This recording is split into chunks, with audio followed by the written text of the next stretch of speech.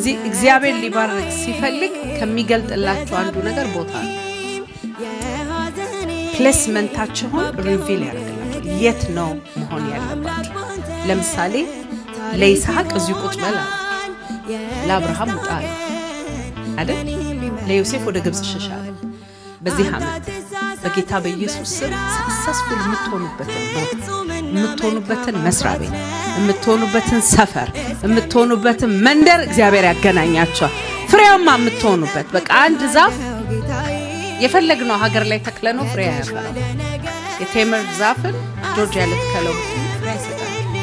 አትሊስት ፍሎሪዳ መድረስ ወይም አረብ ሀገር መሄድ።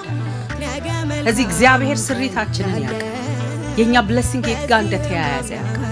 ፍሬ የማይሰጣችሁ ቦታ ላይ ስትለፉ አትገኙ። አሜን። ፍሬ የሚሰጣችሁ ቦታ ላይ ደግሞ ለቃችሁ ስትሄዱ አትገኙ።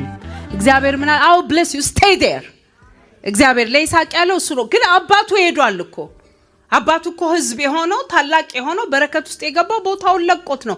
የሱ መንገድ ያንተ መንገድ አይደለም። ያንተ መንገድ የራስ መንገድ አለው። በጌታ በኢየሱስ ስም የቦታ መገለጥ በዚህ ዓመት ይሰጣችኋል።